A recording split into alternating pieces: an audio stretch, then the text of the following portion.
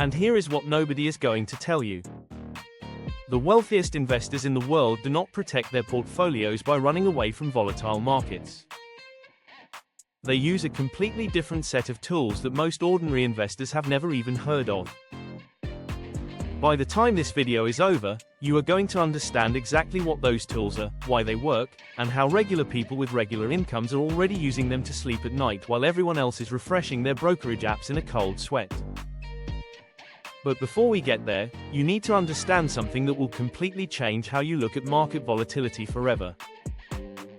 The stock market has dropped by 10% or more in roughly 94 out of the last 100 years at some point during those years. Let that sink in. Nearly every single year, someone watching their portfolio shrink by double digits convinced themselves the sky was falling. And every single year, the market eventually recovered. Every single time. So the danger was never the drop. The danger was the person who sold at the bottom and locked in a loss that the market was already preparing to reverse. This is the trap most people fall into, and it is not their fault. Nobody sits you down in school and teaches you this. Your parents probably were not taught it either. The wealthy learn this early and quietly, and it is one of the reasons wealth keeps compounding for them while everyone else keeps starting over. Now here is the first tool. It is called portfolio rebalancing, and it sounds boring until you realize it is one of the most quietly powerful things you can do in a volatile market. Here is how it works in plain language. Imagine you started the year with your money split evenly. 50% in stocks, 50% in bonds. The market gets rough. Your stocks drop hard. Now without touching anything, your split has shifted. Maybe you are sitting at 35% stocks and 65% bonds. Rebalancing means you sell a little of what grew, in this case bonds, and use that money to buy more of what dropped, meaning stocks. You are quite literally buying more shares at a discount, automatically, without emotion, without guessing where the market is going. Warren Buffett has said that the stock market is a device for transferring money from the impatient to the patient. Rebalancing is what patience looks like in practice. It is not exciting. It does not feel like winning. But people who do it consistently end up with significantly more wealth over a decade than people who react emotionally to every headline. Here is the second concept, and this one makes most people do a double take the first time they hear it.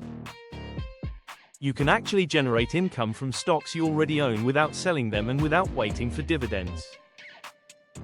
It is called covered call writing, and wealthy investors have been doing it quietly for decades. Here is the simplest way to understand it. You own 100 shares of a company.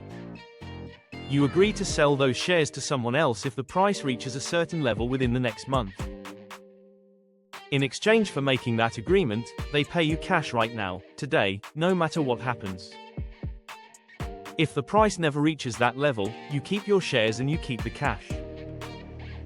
If it does reach that level, you sell at a price you already decided was good enough, and you still keep the cash you collected up front. Think about that for a second. You are getting paid to be patient. In a volatile market, this is not just protection. It is a way to profit from the uncertainty itself. The average person sees volatility as a threat. The investor who understands covered calls sees volatility as a paycheck.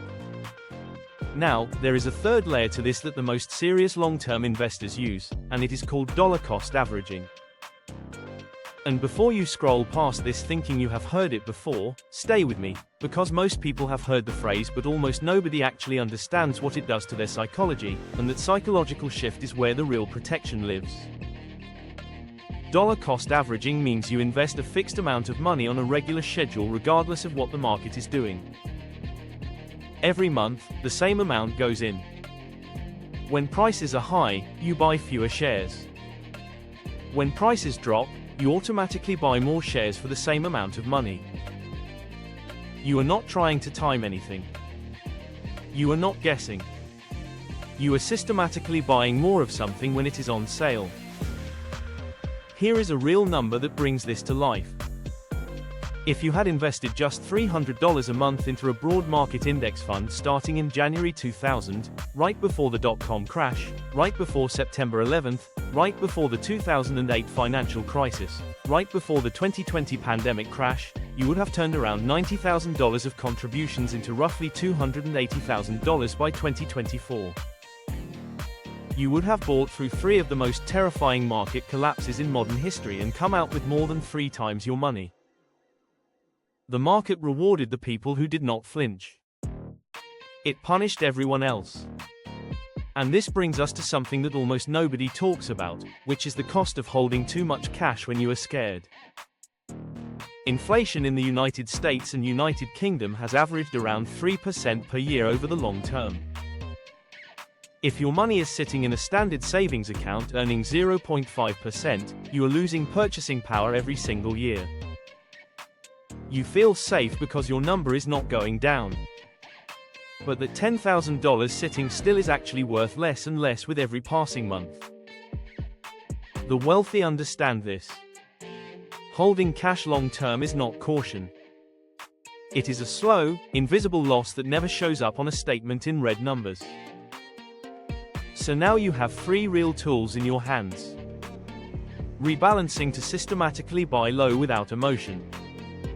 Covered calls to generate income from what you already own. Dollar cost averaging to remove timing and fear from the equation entirely. But there is one more layer, and this is the piece that ties everything together. The most important protection you have against market volatility is not a strategy or a tool. It is the length of time you are willing to stay invested. Every 10-year rolling period in the history of the S&P 500 has been positive. Not some of them. All of them. If you had held for at least 10 years across any starting point in that index's history, you have never lost money. Not during the Great Depression era. Not during the stagflation of the 1970s. Not after the dot-com bubble. Not after 2008. Time is the most powerful financial instrument that exists, and it is the only one that gets cheaper the younger you start using it. The people who are wealthy right now are not smarter than you. They did not have better luck. What they had was the information you just received and the discipline to act on it before fear told them to stop. The market will be volatile again. It will feel scary again. And when it does, you will have a choice. You can do what most people do, which is panic, sell, and start over. Or you can do what the quietly wealthy do, which is rebalance, generate income, keep buying, and let time do the work that no amount of panic ever could. That is not the market being kind to the rich. That is the market rewarding whoever reads the rules and actually plays by them. Now you know the rules.